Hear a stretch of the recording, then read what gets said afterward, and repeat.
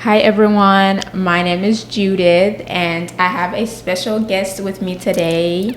This is my roommate and friend, and I'm just gonna let her introduce herself. Yeah, hello everyone. I'm Jennifer. I am Judy's roommate and friend. We live together. I've known her since freshman year. Yeah, it's been a while. A good while for sure. Yeah, I'm a student, first generation college student. So yeah. Would you like to let the people know where you're from? Yeah. Where you're studying? Yeah, I'm from Fenville. It's this very small town here in Michigan. Yeah, very small. There was like 70 people in my graduating class, so Whoa. It was very small. Now You had 100? 100, and it was. That's not too bad. Yeah. Yeah, I'm a student. I'm studying recreational therapy and Spanish. So yeah, I was just abroad actually. I just came back. Not just came back. I came back like a couple months ago, but it feels like I just got back. Yeah, I was doing my Spanish major classes and stuff, and now I'm here doing more recreational therapy stuff, which is really fun. I really like my career, so yeah. Yeah, thank you. So the purpose of today's video is for kind of us to share our journey being first generation. I think it's a shoe that not many people wear. And because of that, a lot of people don't know that our experiences are real, and they're also like very different from everyone else. Being a regular college student, having parents that have went, it's so different than being first gen, and often, being the trailblazer in your family. So I'm kind of hoping that we shed light into that area. And yeah, to get started, would you mind telling us, what does being first gen mean to you? Being first gen, it's a challenge. It's also just a proud moment of breaking chains in my family. Going to college is a big step. It's something that brings a lot of questions. Am I going to graduate? What resources am I going to be able to access? And how am I going to be able to afford it? Like, college is so expensive. Like, it is so expensive. Oh like, my gosh. just even like the little things, you don't realize how, I'm going to have to be paying for food. I'm going to have to be paying for, I don't know, little things like gas and little things for like a lab class, like a science lab, like glasses. Like how was I supposed to know that I was gonna have to pay for that?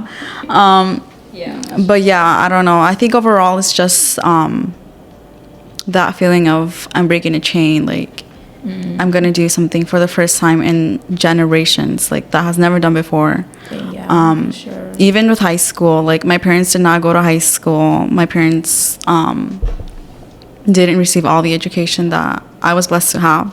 So even that graduating high school was a big step. And so just doing this, it's like, I can't believe I'm going to graduate in a year with a bachelor's degree. So that really means a lot. And yeah, it's just a proud moment. Going back, actually, let me just, to the audience that might not know what being first gen actually means. So a first generation college student means that neither of their parents have a 4-year college degree. But yeah, that's good for a very short definition. But I actually want to go back to what you said about neither of your parents finishing high school. I believe if my parents were lying to me, my dad dropped out in the 6th grade. My mom, she didn't even drop out. Where she, like, the cultural context at the time is like women should not be going to school. So she had to stay home to tend to the farm and just help out her family. That's where she was needed.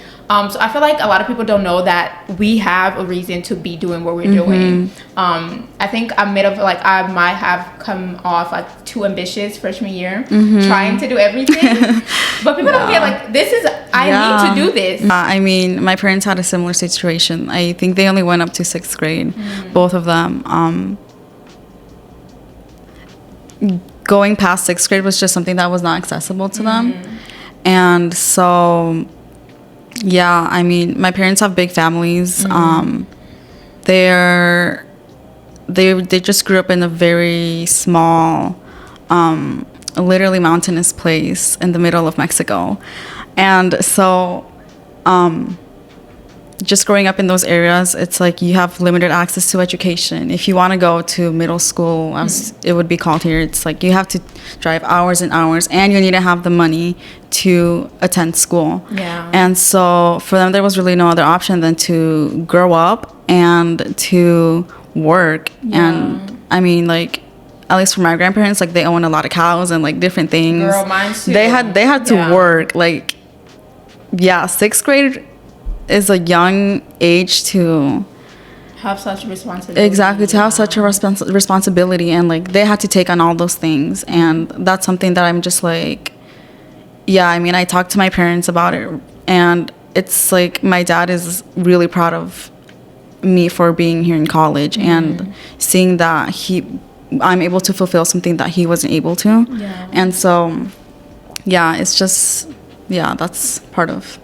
So when it comes to family, like, do you feel supported by your family? Because I know that at least for me, like, freshman year was kind of hard for me due to the fact that I was trailblazing a path that nobody has ever been on. Yeah. So it made it really hard I made it harder on myself, because I told myself that even if I was to call home and seek help, yeah, how would they help me? Exactly. They don't know what I'm going through. Yeah. So how do you feel, even with that lack of, let's say, knowledge from families, because they haven't walked the walk? How do you feel supported by your family as a first-gen student? Yeah, I mean, honestly, I think the biggest way that my family has supported me is through the financial aspect. And to be honest, that is like really the only way that my parents can really help me. I mean, it's kind of sad to talk about it, but like I can't go to my parents and be like, what class should I take? What should I do? Like, they're gonna be like, girl, I have no idea. And like, so it's all like we're all on the same page. Like, we don't know how this works. And so I'm really blessed that my parents can help me financially with college. But you know, it's always like that little thing in your head that's like, I really wish I could go to my parents and be like, where should I get an internship? Where should I how should I study? Go exactly, like struggling. I don't know know what to do. And it's different to when you're in different like rigorous classes. For example, I took a biology class. I think sophomore year. It was like anatomy. OMG, it was just anatomy, just anatomy alone. And it's like all these people around me have like parents that were nurses or doctors and stuff, and I'm like, that's like I don't have that privilege to be like go and ask my parents for that kind of support. And so yeah, I mean, I think even if they can't offer that support, I still really appreciate their encouragement, you know, to be like, Mija, you got this, you can do this, all of that. Like, those simple words they still mean a lot, and they're in my heart, and I'm always going to be like, okay, my parents believe in me, so I can believe in myself too. And so yeah, even just the words of encouragement mean a lot, but definitely that academic aspect, it's kind of like yeah, it's like just like I wish they'd understand more. Even little things too, like not going home every weekend is like definitely don't do that. It's like don't do that. yeah, it's like I don't know, I love my family, right? But I can't go home and be like, oh, I'm gonna be productive, because I'm not going to be. And that's even till this day, like third year college student, it's something that you don't understand. So it's like, why aren't you coming home, this and that, or like, do we make you uncomfortable? Are you more comfortable over there? Like, things like that. It's kind of like, no, I just really have stuff to do this weekend. I have to study. I have to do my homework. And just little things like that too is things that, you know, kind of hard for them to understand. Yeah, so on that, like, you know, how rigorous like academics can be, how have you feel like you've been supported at blank, you know? Yeah. I don't think I want to mention the name. Like, yeah. Definitely support systems that are offered specifically for first generation students. Yeah, I don't really know if I'm supposed to mention names, but I'm part of a program that serves. The program can be mentioned. Can I mention it? Yeah. Okay. Yeah, there's a TRIO program that's called Student Support Services, and they serve specifically first generation college students. And also students with disabilities and students that come from families from low income. And so I've just had a lot of support from them. They truly do understand the challenges and everything that first generation college students go through, and just the amount of resources and little workshops that they offer. They've been really helpful to get me to think about, you know, how I navigate college, how I can, you know, build my resume and stuff like that. So that's definitely been a huge help. And even just the small community that it brings, it allows you to get to know other people that are also first generation students, and then connect on that basis. I think that's how we met, no? I think that's part of how we met. Really how we met, yeah. So yeah, I think that's one of the biggest ways that I've been supported here. Yeah, we've been kind of flowing, but now let's just get into, like, this is real. Like, what do you feel people just need to know about the first gen experience that they just don't know because they're non-gen, first gen? Yeah, that's a good question. Yeah, that's a really good question. Yeah, you know, I think people just need to know that. Can I cut you off? Sorry. Yeah, you can. I feel like people need to know that getting into college was just so easy. It was the easiest thing that we ever done. Yeah. But it's like the college journey, now that you're in college, that is so hard. Yeah. Like, I think in high school, we were like stressed over, I need to get into college. I need to get to school. Like, we got in. And that process might have been easy because, you know, college applications, letter of recommendations, all those things might not have been easier. But that is like the easiest thing about my college journey. Yeah, it was. I agree with you. Lemon squeezy, like, I agree with you. Yeah, I mean, applications, semi-applications, getting those letters back. Yeah, you're accepted.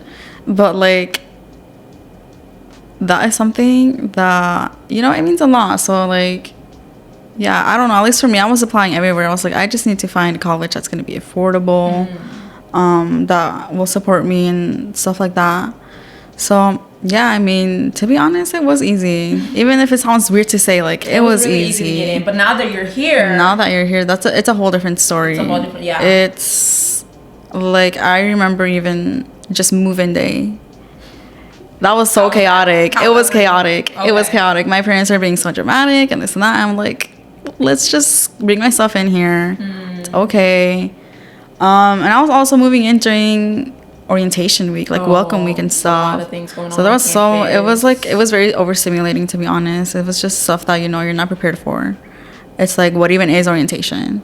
Exactly. Like, literally. And why was it too? Yeah, why impact? And I'm like, no, please. Yeah, like, it was a lot. Yeah. So yeah, like, there's just little things that, you know, you need to be aware of. You need to truly find what it means to be welcoming to everyone, in the class and outside of the class. Definitely.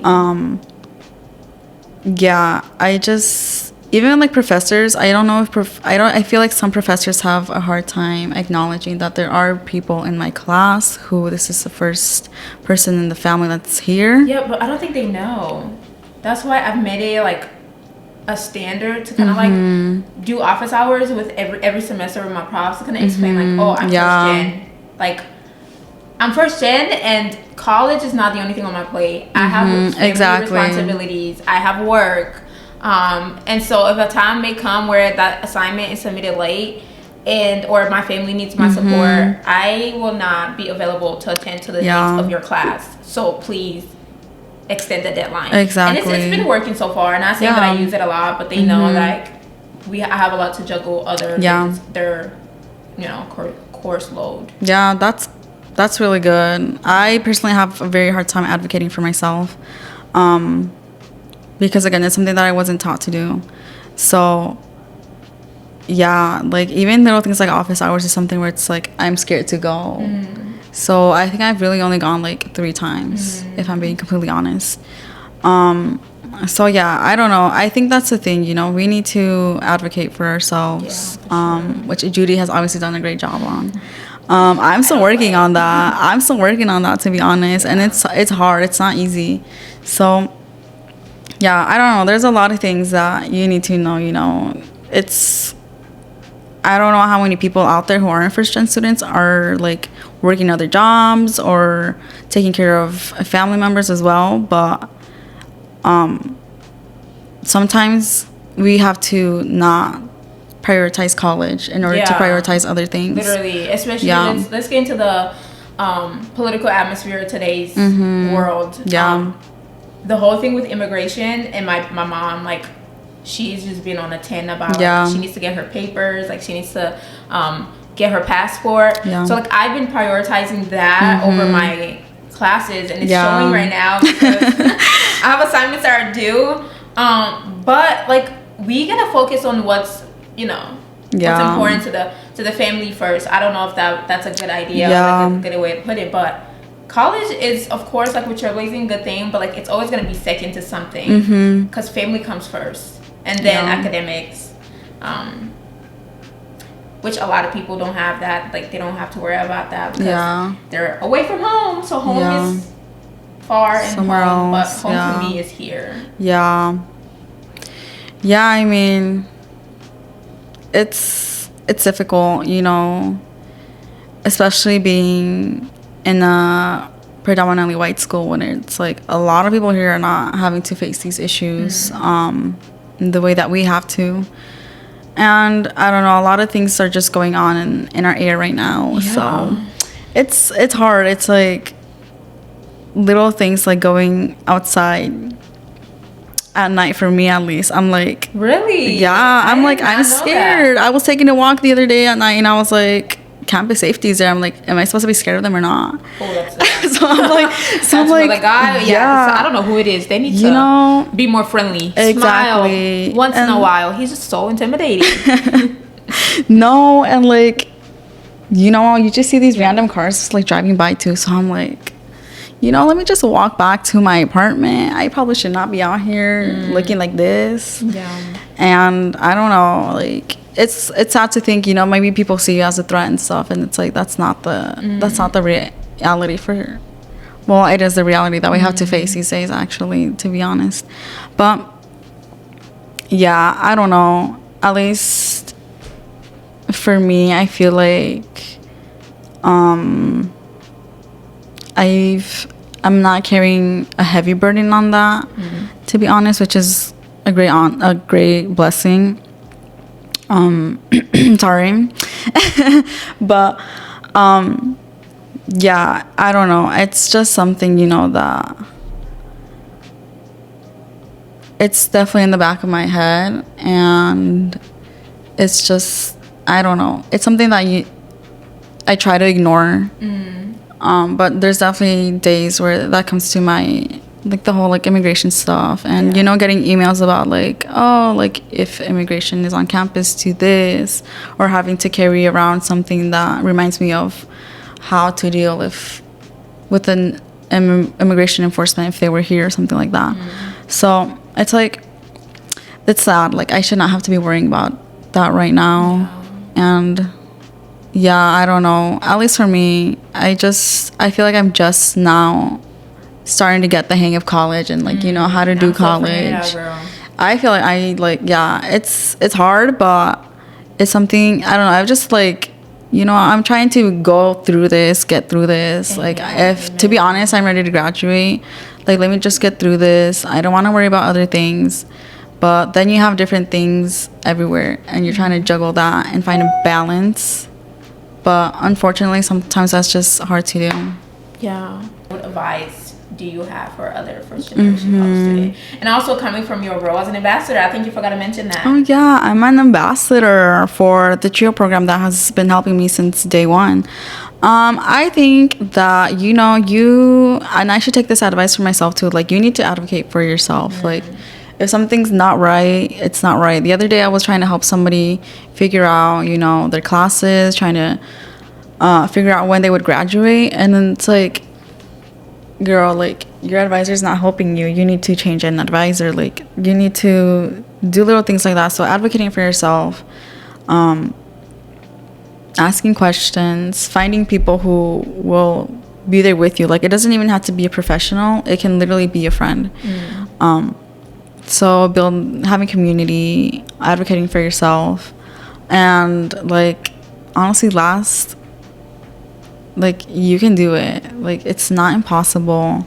And you know, if you did one semester, you can do the next. Yes. Once one semester is over, like, even if you failed the class, you failed the test, like, that is not the end. That's not the last page of the book. Like, you can create another book to your series. So yeah, at the end of the day, you're more than a student. You are someone's daughter or son. You are your own person. So just, you know, also finding that space to be like, okay, I'm not just a student. I need time to rest. I need time to just for myself, you know. And I don't know, it's something that in our culture today we struggle to rest, you know. And for sure, I don't know, it's just always in our minds, and we always see people around us on the go. But we need to learn to slow down, rest, especially as first gen students. We're handling so much and trying to balance things at once.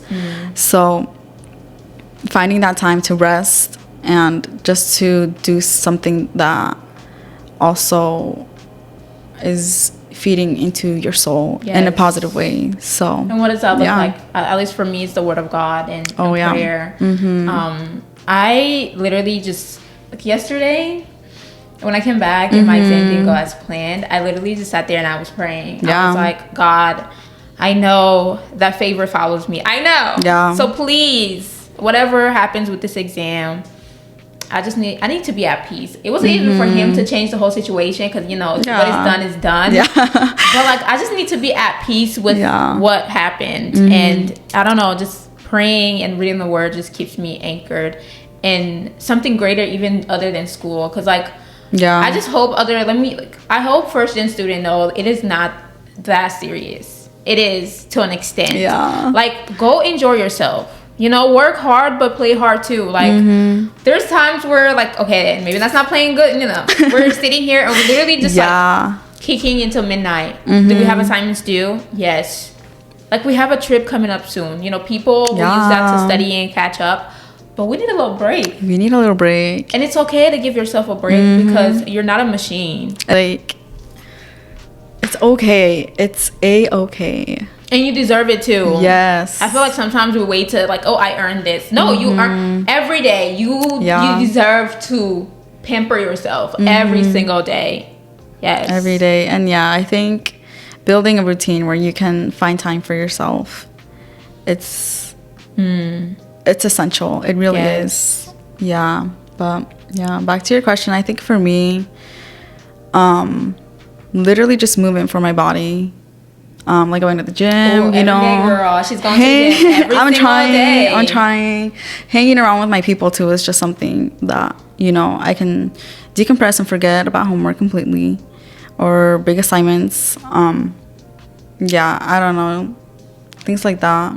Yeah, and I don't know. It's hard for me to, you know, move my body, but I totally know the importance of working out. It's something that, I don't know, it just makes me, it helps me decompress and, you know, get rid of the stress that's built up and things like that. Even like little things like going and, even if I'm like not necessarily, I like shopping. That's where I'm going with this. I love shopping. That's just also, that you got money, girl. Cause, no, I don't. That's the thing. Like, I don't have money, but even just going like in the mall or like at my favorite store or something and like walking in there, it's like, oh, this is cute. I'm not buying it, but it's cute. You definitely will be buying something. No. There's no way you're going to the mall, walking into a store and not buy something. Maybe something small, you know. But things like that, just little things. I don't know. It's just, it's important to take a break. Yeah. I think you mentioned something about with friends and how, like, you might be working out with friends or having a group of friends or something of that sort. We found each other because of our shared experiences. And I feel like other first-gen students should know that you're not alone on this walk. And they might feel like you're alone because, one, we go to a PWI. I already stand out because I look different. I already stand out because I am loud. Second of all, third of all, and also, like, you just gotta own that. For me, being first gen is my superpower. I bring a new perspective to every room that I'm in. Either that's lived experiences, or just like my present, like whatever I'm going through, I know it is very different and extinct. So I kind of bring that different perspective into everyone. You should start seeing being first gen as a superpower and not as a burden or something negative. I'm trailblazing, baby. There could be a book written about me one day. Right now, yes, you're a first generation student, but you're with all these people, and none of those other people that are not first generation student can tell you, oh, like you're inferior to me or I'm superior to you because this and this and that. Like, no, right now we're in the same place. Like, we got here in the same space, same area, like same area, same career. I don't know like your story, but like you are there for a reason, and you are literally in the same place as somebody else, and that person, like, whether they feel superior to you or not, like they don't deserve to tell you, oh, like you're not enough, you're not going to make it, because we're literally standing in the same classroom right now. How are you going to tell me that we have completely different chances of me failing and then you like succeeding? Like, start seeing that you belong in every room that you're in. Exactly. I think there was a first week, actually, I was so surprised. I knew this was a PWI. Yeah. But I got used to it 30 year, but there's times where I am the only black person in class, and then the only black person, the only woman in the class. So like you just gotta own that. Like you stand out. You're definitely gonna stand out. So you just own it. Yeah. So give them a show. Yeah, might as well share something with them. Like at least for me, like in my major, I'm literally like the only Hispanic there, and so if the professor's asking a question, like I'll share, I'll raise my hand, I'll share, and give other people a little taste of what it means like to be in our shoes. So raise your hand, share something new, because if not, then you're just gonna keep sharing a classroom with, maybe this is a strong word, ignorant people. You use the ignorant word? Yes, I did. There's a lot of that. There's a lot of that I've met. But again, I feel like we should just be open to share our experiences. Like again, like remember I mentioned people just thought I was doing too much. A lot didn't know that I'm first one in my bloodline. Yeah. That's insane. That's whole bloodline. That's a lot. Yeah. There's been thousands, countless of people before me, and I'm the first. Imagine that. Isn't that crazy? That is insane. Yeah. But that's amazing. Yeah. My family will get to hear about Judy. My great kids will hear about Judy. Yeah. Yeah. Like, don't you ever think about that? Like, oh, now, like, my children are not going to be first-gen students. They're not. Which is literally crazy. Breaking chains. Yeah. Yeah. It's bigger than you. It's bigger than us. And I think that's what anchors me. Like, I go home. This is funny. So I have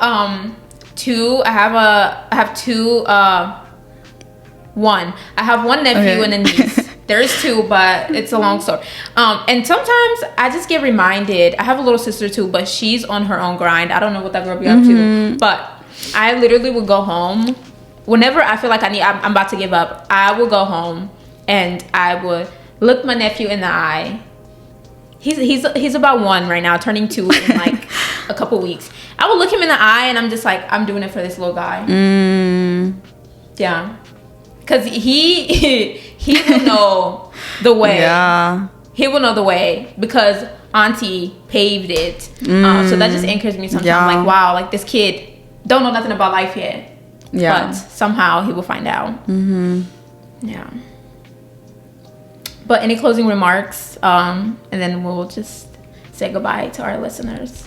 No, I mean, I think that was a good way to wrap up. We gave our advice. Remember to take a break. Remember that you can do it, and that you're not the only first-gen person out there. You can find community and help. So yeah. Thank you, Jennifer. Thank you, Judy. We want to welcome you to share your experiences as well. So if there's anything that you feel like we might have missed that was pivotal to your college journey, we'll encourage you to share that in the comment section. But yeah, we look forward to reading those comments and hopefully connecting. If you want to connect, our Instagrams will be in the bio. So yeah, thank you for listening. Thank you guys. Bye. Bye.